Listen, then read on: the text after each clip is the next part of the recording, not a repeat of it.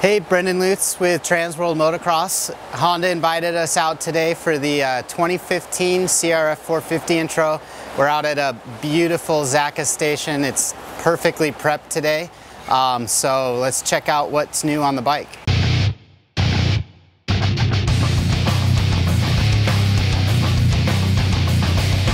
All right, hi guys. We're out here at Zaka Station for the press introduction of the brand new 2015 Honda CRF450R.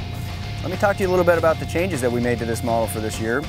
Starting with the engine, it gets a brand new cylinder head, and as you can see visually, now the exhaust system routes from the right side out the engine to the back. And what that does is that by adjusting the tune length of the exhaust system, we're able to increase the top end power and top end over rev. So you guys are definitely going to feel the extra pull up top on this thing. You don't have to short shift it, and definitely a little more free revving right out through the top of the rev range. Also, the muffler diameter on the output side of it are a little larger, so you're going to hear it audibly. It has a little more bark and a little more sound to it.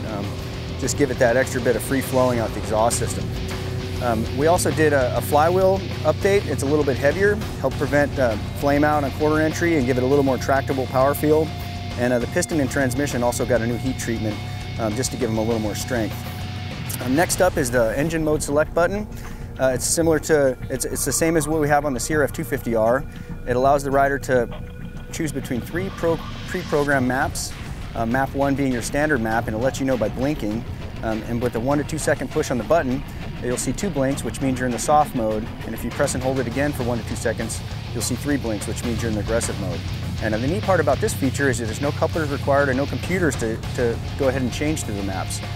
But for the guys that really do want to tune, with the Honda accessory tuning tool, you can actually change the maps number 2 and 3 and load new maps on for the guys that want to do any kind of modifications or changes, or for the guys that really want to get the most out of anything they do to their bike.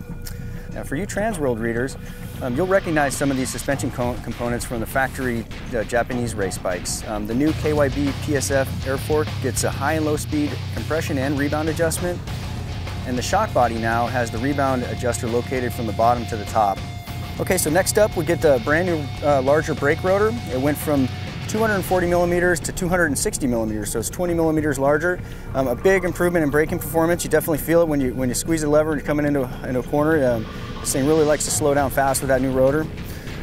Also, we get the addition of the new MX52 tires with the block-on-block technology. Excellent traction in all wide variety of conditions. Next up, we did a little bit of a styling treatment to this. It gets a brand new graphic, and as well as some blacked out accents. So you can see with the radiator guides, the airflow guides, and also the rear brake disc and the caliper guards are now with a blacked out treatment. And with that, why don't you check out TransWorld for more details, and we'll see you out there.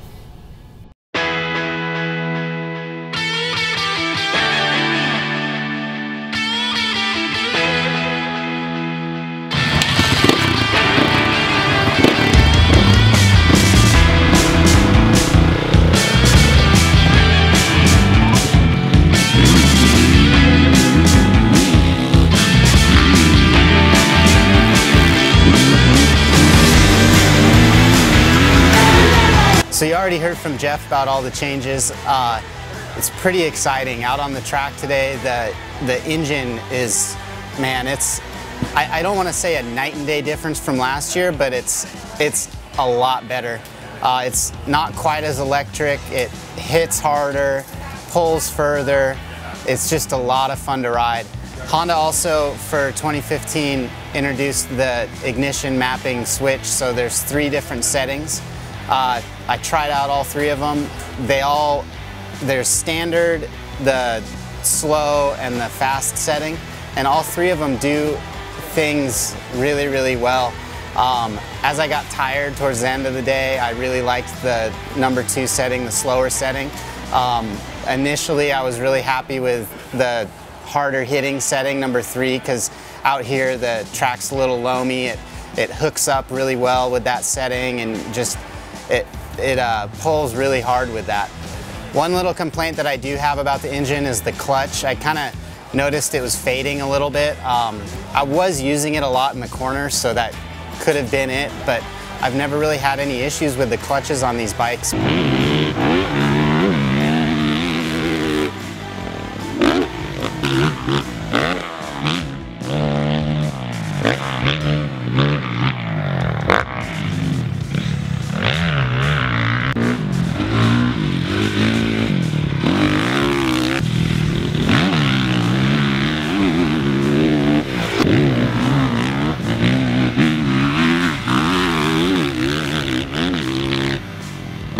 So Jeff already talked about the new forks on this bike. They're amazing. They're very versatile. You can adjust just about anything on them. And now the compression and rebound are both on the top of the fork, so that you don't have to lay in the dirt to adjust the rebound, and it's just, they're very easy to work with and very easy to dial in for the average guy, even when you want to make quick changes at the track. So the shock on this bike is also all new to complement the new fork. I went out in the beginning of the day and felt like I needed a little bit more weight on the front end when I was entering corners. It just felt a little light and like it wasn't really like using the stroke properly. So I came in, played with the compression and the rebound of the shock, and actually came out with a pretty good setting. It settled into corners and dove right into ruts, and I was a lot more confident on the bike, charging harder into corners. I also changed stiffened up the steering dampener, which kind of took a little bit of the nervous feel out of the front end. So after I did that, I was a lot more comfortable on the bike, was able to, like I said, charge harder, and overall it was just a very confidence-inspiring ride once I got the suspension and the shock all set up for myself.